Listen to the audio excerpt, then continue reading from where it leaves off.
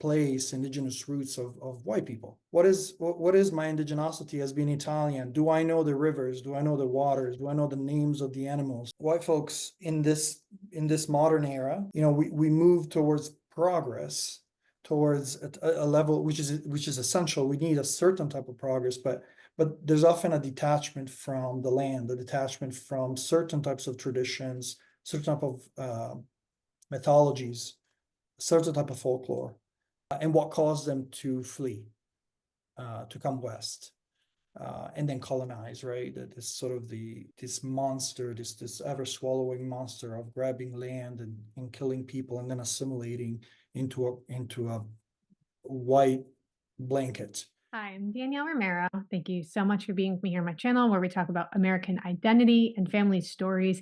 And honestly, as I'm looking into the American story and my own family's stories of becoming American, I'm realizing this is extending beyond just our borders and it's becoming an interglobal story. And I think that's the case for many of us. Now, I'm really excited to bring on Fabio. We have been trying to connect for months. He actually was going to do an in-person interview with me here in Nashville in December, and then my whole family got sick, and I didn't want to get him sick, so we weren't able to do it. But now we're going to meet on Zoom. He focuses a lot and has focused a lot on the work of reconnecting with your ancestry, and not necessarily your genetic ancestry, but the stories of your ancestors. And what does that look like? And he has Italian heritage. This is something that is easily applicable to anyone from any background. And so I'm really looking forward to that. I think I've been also thinking about, I'm considering going through the process of trying to get Italian citizenship. And I know it's a very long process, but doing it on here to kind of show you what that journey looks like. And as I've been getting ready to maybe start that process, I started going through records and things like that. It really just puts you in your place, in your line of ancestors. So, like, the buck doesn't stop with you. You're not the last person in your line. You are somebody else's ancestor. And that's such a powerful way to live. It's so important because I think in our generation, we have so much of us, including myself. I'm so guilty of this, of just thinking that the world revolves around me and my wants and my needs and how I feel. And I'm not thinking so much about what others did for me to be where I am. And I'm definitely not thinking enough about what I'm doing now for the generations that are to come from my ancestry line. I love taking the focus off of myself and thinking about what legacy am I leaving and what legacy am I connected to. So we're going to talk to Fabio about what legacy we are connected to and how we can reconnect to that. Now, if you want to support the channel and you hate ads, who doesn't? Please join me over on my Patreon. For $3 a month starting, you can get all of my content ad-free, and I have a members-only chat going over there so we can connect, which is cool. And also, I'm super excited to introduce the Phoenix Coffee Club. You guys know how much I love coffee. I'm all about it. And sometimes I have to make coffee at home. And so I'm trying to learn to love that a little bit. I've really enjoyed brewing my own coffee. And if you want to grab some coffee from the folks over at the Phoenix Coffee Club, you can use my code NYTN for 10% off. And so that will help you. It helps the channel a lot. And it's a company that I'm really excited to support. So I think Fabio's here. Let's go say hi. I'm Fabio Fina. I'm a psychotherapist in Boulder County, Colorado. And I'm originally from Italy. I have a sort of a dual immigration story. My parents are from Brindisi in Puglia, which is in the heel of the boot of Italy. And when they were about 20 years old, they emigrated. My father emigrated to northern Italy for work, trying to change their situation. Very much working, poor working class family, and then found a job as a janitor. He was a janitor his whole life. They moved to Carpi, which is near Modena, or Bologna is sort of the area. It's in Emilia-Romagna. And that's where I was born. That's where my sister was born. And that's where we lived for until I was 18 and a half. My aunt married a guy in the Air Force back in the 70s. So they had moved to the US. And in the 1999, so the Y2K transition, we came to visit. I was 15, Wow. and I was stunned, was like amazed by the US. Uh, they live in Florida, in Naples, Florida.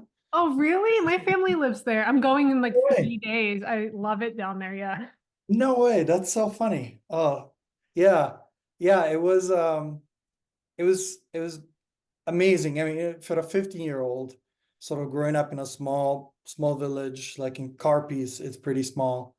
Um, yeah, I was just stunned, amazed. The strongest memory that I have, positive memory, was walking into the mall through the food court.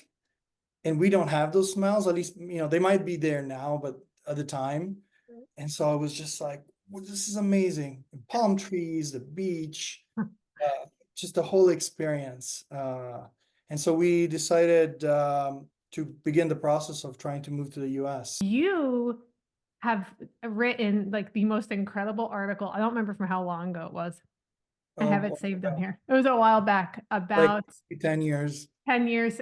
So maybe things have changed and you see things differently, but I would love you to talk a little bit about what that is and at what point in your journey did that kind of start happening? Because you came over here pretty young. Um, and it sounds like there was a almost like a time of wanting to reconnect to your Italian ancestry. And so I'd love to hear like what kickstarted that and what that looked like for you. Yeah, yeah, it's a good question. I ended up coming to Naples, Florida in 2004, and then for to pursue schooling, I moved out to Colorado in 2008 to go to college and eventually grad school. And my parents had moved back. And it just sort of strikes me the intersectionality of the situation. We're all different and we all probably have different reasons for why we want to reconnect. Part of my soul and psychological journey, there was actually a bit of a repudiation of what I grew up with for about a decade. Whether that's connected to my own journey with my family of origin, and then also my journey with Italy in general. There was definitely a desire to claim my place here. Mm. um and that's a loaded, it's It is. it's word claim, it's very loaded. And as I think what is so fascinating and beautiful to me about getting this conversation is that for a lot of Italian Americans or Americans with Italian ancestry, this happened for our grandparents or great grandparents. Yeah, This is something that you were doing right now and your father, and this kind of tension between finding your place here and staying connected yeah, there. And honestly, I am almost at a loss at what to ask about it because this is so foreign to me. It's such a foreign experience, but I love the way that you talked about, um, in your article, you were saying that, it's like a hero's journey, yeah, which I loved so much. But you used a term that I thought was really interesting, that really was particularly interesting, I think, for Americans, I would say even just North Americans in general. You use the term indigenous soul. yeah, And here, when you hear that, that is a very specific meaning. Like when you're indigenous, there are only certain people who are indigenous, and it's like yeah, the indigenous Americans. I was thinking about this because I have that heritage, but I was thinking anyone really can be indigenous to anywhere if your family has been there long enough. I had never heard that used as far as talking about Italian heritage. Like, can you walk me through what that yeah. meant to you or if it's changed? And it was just, it totally blew my mind, honestly. Oh, great. Yeah, no, that's a huge, I mean, that's a huge piece of the journey and huge conversation. Yeah, so indigenous, so at the time, I had been in the US for about 10 years. So it was around 2013, 2014, and I had a big journey of beginning to reconnect with, I was doing a lot of work with kind of Native American culture. I took a trip to the Pine Ridge Res Mhm. back in, I don't know, 2012 or so. and it had a huge impact on me. And then I was doing a lot of reading on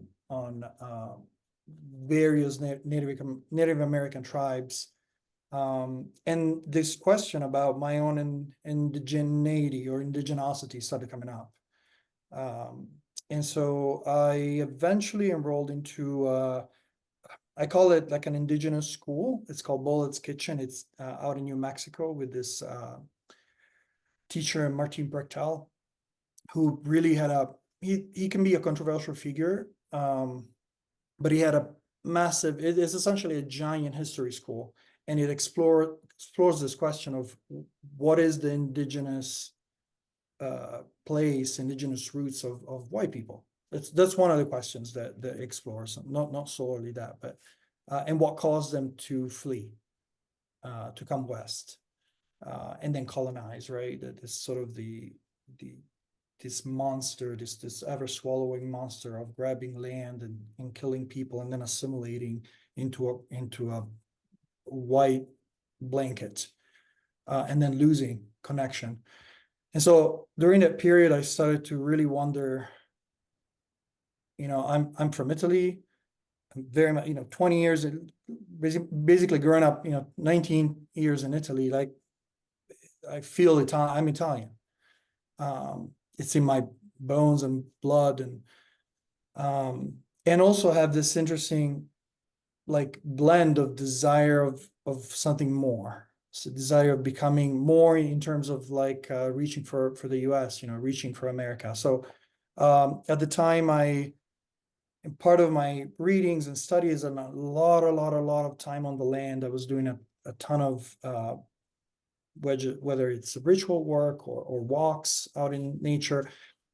Part of what I came down with was there's a connection with indigenosity for me at the time, if I remember correctly, had to do with not only a connection with stories of the ancestors, not only the connection with the culture of the specific place, because as you probably know, every town in Italy is very different. Has every town, you move 10 minutes, there's a slightly different dialect, slightly different foods, slightly different infighting for those people of Brindisi against the people of Lecce or Mesagne, and there's so there was the question around the culture, and then the question around the mythology and the folklore and the fairy tales and the stories that inform a people, the foods that inform a people, the music. And then all of that, I started to think, okay, well, all of that is placed upon a land. And so the land informs the culture. And so really there was this question of like, what is my indigenosity as being Italian? Do I know the rivers? Do I know the waters? Do I know the names of the animals? Do I know the names of the animals in a specific place and the migratory patterns? Do I understand this land, in Colorado, and the history of that, and the Arapaho and the Utes, Cheyenne, and other peoples that were here. So a lot of work in that too. And then the journey that I took, which is part of the article, the journey that I ended up doing, returning to Italy. And there was a lot of reasons. One of them was to reconnect and to kind of connect to this sense of Italianness from maybe a more soulful perspective. I feel like you have articulated something that I have been trying to pull out of myself and what I'm doing. I feel like this is really the path. It makes so much sense because Americans, and maybe it's not just an American thing, but as an American, I'll just speak for us. I think there's a feeling lost. And so people are taking DNA tests and saying, I hope I can find myself in this. Yeah. And it's, a good, I think, step maybe along the way. I lived on the Navajo reservation, the Dene, in New Mexico for a while. I taught, and I was really struck by the connection again to the land. People saying, we know who we are. We have always been here. And I remember feeling like I want that. And I don't I think maybe for a lot of people, instead of doing the work, I think maybe some of us have more work to do for that. Then there's you see people maybe trying to appropriate other cultures because they feel like they don't have one. A lot of times Americans, we feel like we don't have that connection and we look to other cultures and maybe we're envious of that. But you were born in Italy. Mm. Did you feel that connection while you were in Italy, or do you think the break is more the modern era and not so much the location that we are Mm. raised in? Uh, there's I'm thinking of like this Zen poem that I'm totally gonna butcher. Something like you get to the mountain and it's just a mountain. Then you realize the mountain is something much more, and then the third, finally you realize that the mountain is a mountain. Mhm. But essentially, you've gone through a journey of understanding and seeing through the depth, and then return kind of to normalcy, but with maturity. Um, I did not know it or understand it while I was in Italy. Because of my particular family experience of emigration from southern to northern Italy, and as you probably have heard, the cultures are fairly different. There can be a fair amount of racism, which I did experience um, as a kid, for basically having a last name that ends with an A, or having a bit of a dialect, or an accent, which then got further intensified once I came here to the US. That the discrimination, that's what I mean. So at the time in Italy, I didn't know there was a desire to fit in. Of course, as any kid, any teenager wants. We don't want to be judged or shamed. Coming to the US, there was very much this attempt to Americanize.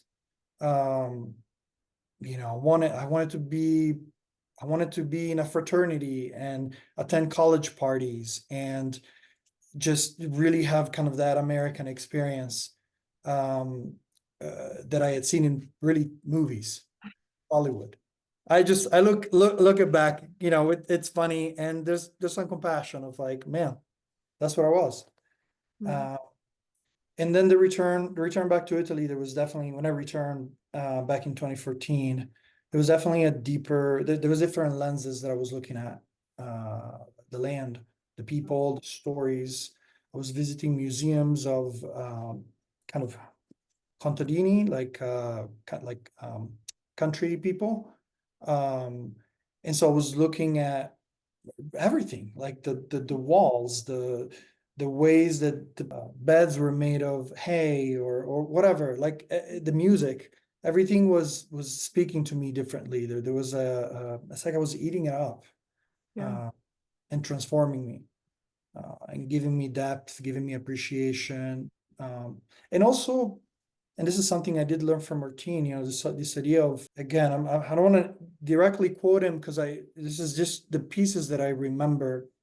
So it's a little butchered and it's a little put together with my understanding. But he said something like, a lot of white folks in this modern era, and which can include Italy, we move towards progress, towards a level which is essential. We need a certain type of progress, but there's often a detachment from the land, a detachment from certain types of traditions, certain type of mythologies, certain type of folklore, that we end up feeling lost, disconnected, um, and yeah, there's grief underneath.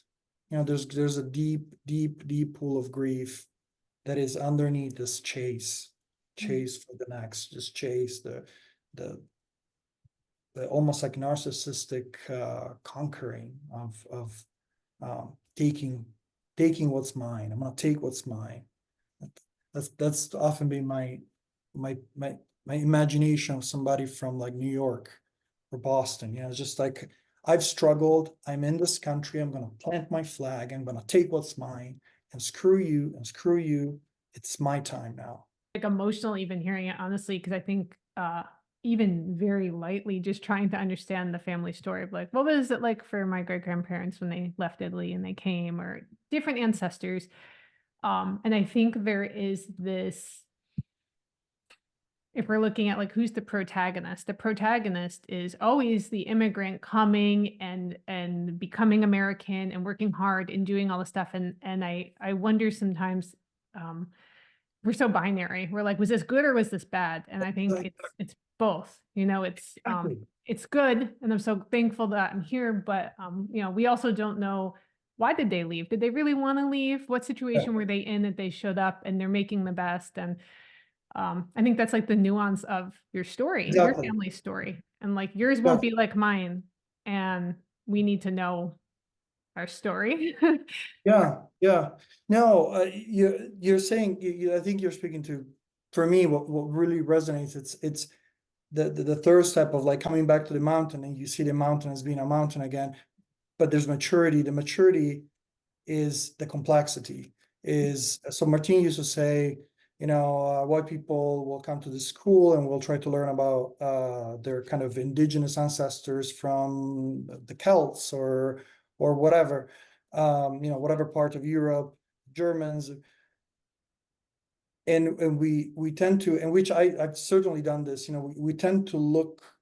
We have a bias towards the almost like a sparkly magic of like the cool things that our good ancestors were, and then we miss the reality of that we actually need to embrace the complexity. Some were not so great.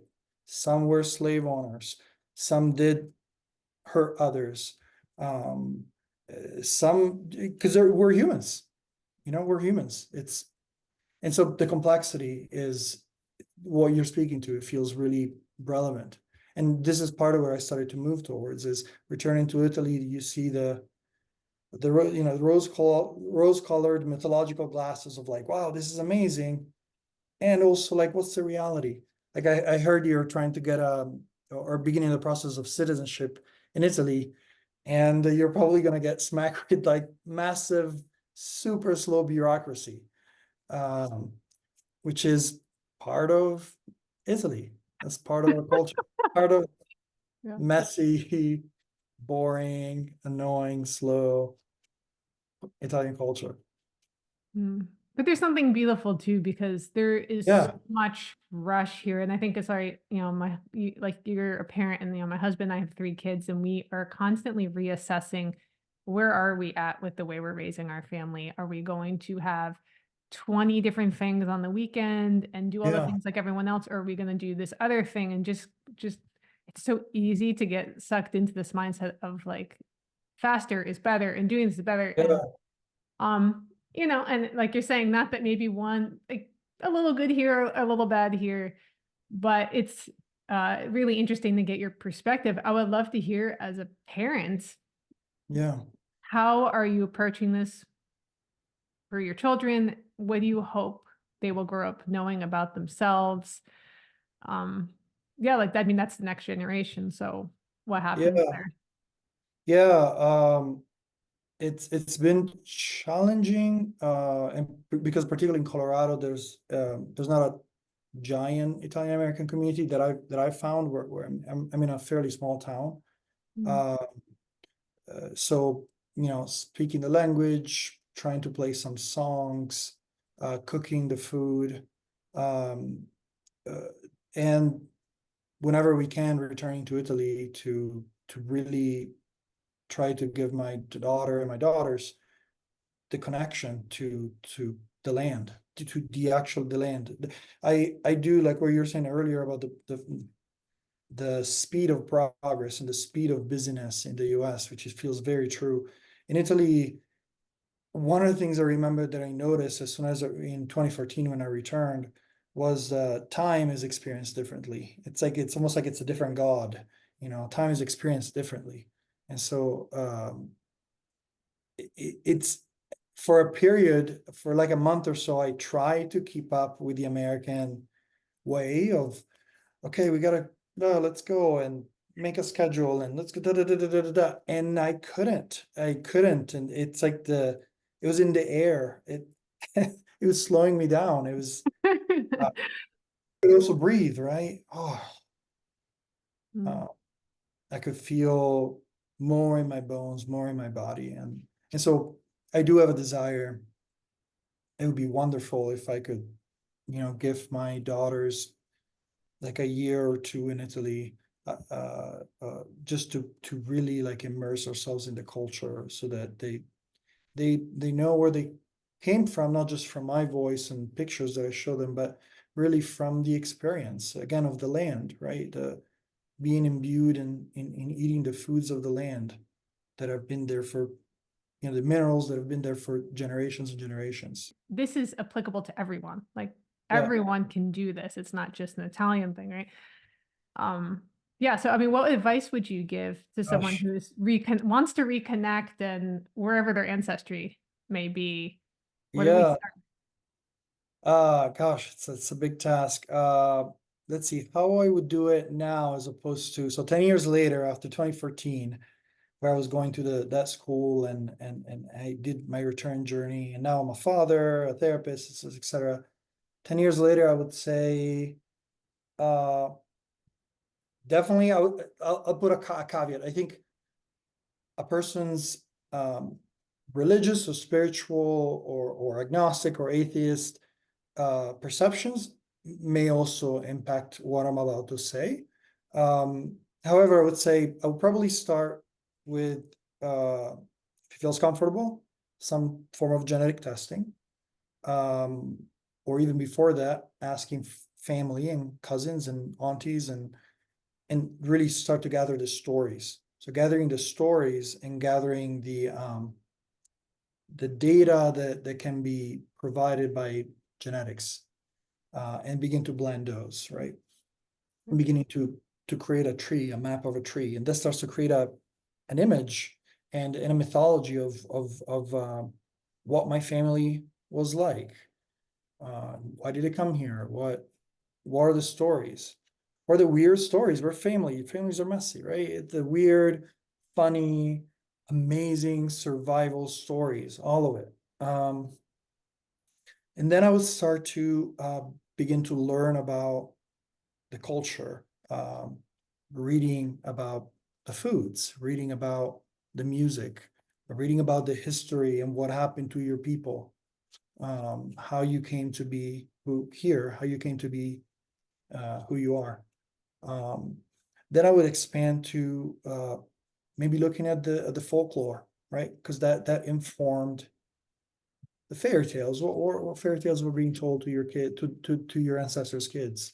Wow. Uh, the folklore, what created the people that were the people where your people came from, uh, what made them that people. Oh, Um, I've never thought about the folklore. It has never crossed my mind until I was reading your stuff, and I'm like blown away by that because there are so many ways to it's so multifaceted to look and see what was the experience of my ancestry. I think we get kind of focused on what was the language, what was the food, but we miss so many of these cultural like mhm. touchstones. So I love that. I'm going to try to like I gave myself an assignment because I just wrote it down. Yeah, yeah. Just as a quick side note, I'll go back to like the main thing, but my dad has told me a story. Also we grew up Christians and uh, sort of modern Christians.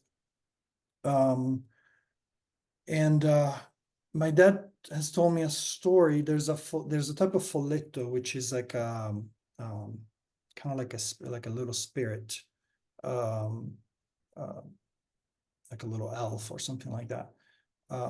That is, let's see, it's the folletto of the papavero, which is the poppy. It's like a poppy. It's like a poppy spirit. And my dad told me, I think I was already a teenager, or if not in my 20s, he told me that when he was younger, this creature he was exploring the fields, and this creature came out and like beat him up. And the time I was like, come on, that's fun. That's a funny story, but and he was dead serious. Now my dad doesn't believe. He's very, very, very, very skeptical. Very skeptical. But he was dead certain that this had happened. And, and there's lots and lots and lots of stories of aunties that have told similar stories, or my grandmother. The experience that I had in Pine Ridge Reservation, the woman we were staying with described with absolutely certainty a giant coming over those trees. And right, so you're like, okay, I could be skeptical here. I could. But who am I to deny their experience of something that is potentially supernatural, Right. from my perspective? So anyways, to go back, is like, I do think that folklore, whether or not they're real on paper or not, at least they inform the psychology of a people, and Yes. why they became who they are, and they made me. Oh, that's so insightful. I'm like truly blown away. I feel like I have a lot to sit with and think about, which is so edifying to me. Like I'm so thank you so much for that. And I think a lot of Americans, not just Americans, I hope more people will reconnect, because I think the division, there will always be a reason for people to be divided, but I think there are also a lot of reasons to not be divided. Mhm. And so I think finding our place in that ancestral line, and knowing that we're from here and we're here at the same time, and it can be both, can I think it's very healing. It has been for me, definitely. And it sounds like for you as well. And I Mhm. think it's something we can give to our children, that they'll have to do work too, but getting it started, right? Yeah, getting it started. Yeah. I would say the last piece that I would add, I was just saying earlier, is connecting after doing all the like pre-ancestry work we were talking about, then actually connected to the land, right? Like go and drink the water, like know the names of the places that your ancestors grew up in, because that's how they used to orient, right? The north, the south, like the places had the land had a reason for them, had a way of supporting them. It was a real thing for most of us, right? Even sort of in the aristocracy, like people were connected to the land in a different way. And then like connect to the current people, so that it just doesn't stay in the mythology of a imagined past. Like actually connect to the current culture and see how you interface.